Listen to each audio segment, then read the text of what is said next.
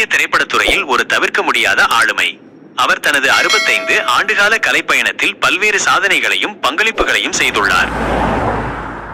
கமல்ஹாசன் தனது 5வது வயதில் 1960ஆம் ஆண்டு வெளியான களத்தூர் கண்ணம்மா திரைப்படத்தில் குழந்தை நட்சத்திரமாக அறிமுகமானார்.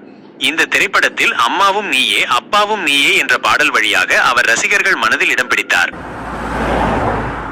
கமல்ஹாசன் ஒரு சிறந்த நடிகராக மட்டுமல்லாமல் இயக்குனர், தயாரிப்பாளர், திரைக்கதை ஆசிரியர், பாடலாசிரியர், பின்னணி பாடகர், நடன கலைஞர் என பல்வேறு பரிமாணங்களில் தனது திறமையை நிரூபித்துள்ளார். தமிழ், இந்தி, தெலுங்கு, மலையாளம், கன்னடம் மற்றும் பெங்காலி என 6 மொழிகளில் 230க்கும் மேற்பட்ட படங்களில் நடித்துள்ளார். தொழில்நுட்ப பங்களிப்புகள். இந்திய திரைப்படத்துறைக்கு பல நவீன தொழில்நுட்பங்களை அறிமுகப்படுத்தியதில் கமல்ஹாசனுக்கு முக்கிய பங்கு உண்டு.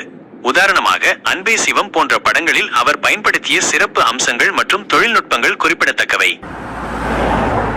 கமல்ஹாசன் தனது கலை பயணத்தில் பல உயரிய விருதுகளை பெற்றுள்ளார். இதில் பத்மஸ்ரீ, பத்மபூஷன், செவாலியர் விருது ஆகியவை அடங்கும். மேலும் சிறந்த நடிகருக்கான தேசிய திரைப்பட விருதுகள் மற்றும் பிலிம்பேர் விருதுகளையும் வென்றுள்ளார். அவரது இந்த நீண்ட கலை பயணத்திற்கு பல பிரபலங்களும் ரசிகர்களும் வாழ்த்து தெரிவித்து வருகின்றனர். கமல்ஹாசனின் 65 ஆண்டுகால கலைப்பயணம் அவரது கடின உழைப்பு, அர்ப்பணிப்பு மற்றும் கலை மீதான காதல் ஆகியவற்றின் சான்றாக திகழ்கிறது. அவர் இந்திய திரைப்பட உலகிற்கு ஒரு முன்னோடியாகவும் பல இளைஞர்களுக்கு ஊக்கமளிப்பவராகவும் இருக்கிறார்.